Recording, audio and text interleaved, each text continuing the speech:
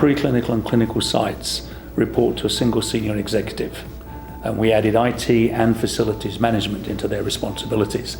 Then we put all the support groups, bioanalysis, project management, biostatistics, medical writing, and data management under another senior executive, and we added CDMO responsibilities to them as well.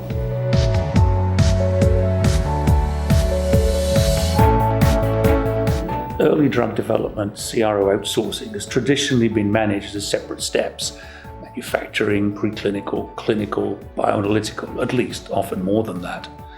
So when there was that shift in early drug development from the larger pharma to the small to mid-sized biopharma, this traditional model made much less sense. And that's why we built, and we continue to build, the CRO that provides full-service integrated early drug development solution. What it does is it reduces the timelines, it creates a proactive approach to the development, and it reduces the project management oversight that's required from the client. And true integration can only be built in. You can't back engineer it, so it has to be part of our culture. And that has been a key factor in being able to integrate these services and to look at early drug development as a single continuum, not a series of separate steps.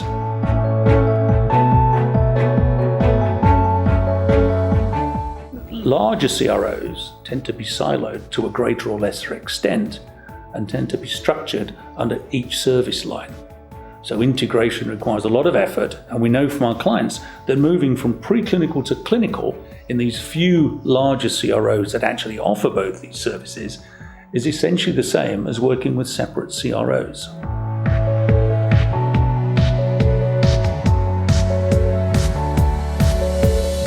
If you look at early drug development, there's a number of reasons for delays, but two of the main areas are unexpected findings and handoffs. So our internal structure, which we talked about earlier, coupled with the culture of integration, communication, and customer service, it ensures that the impact of unexpected findings on the overall timeline, not just in that study, can be addressed quickly and effectively, and with a single project manager supported by a unique structure, with a single company-wide scheduling tool, handoff delays are essentially eliminated. Our experience actually has shown that the time taken to move a drug from that first preclinical studies through the early clinical evaluation can easily be reduced by 30 to 40% by integrating the whole program from start to end and without accelerating any single process. We call it cutting out the waste.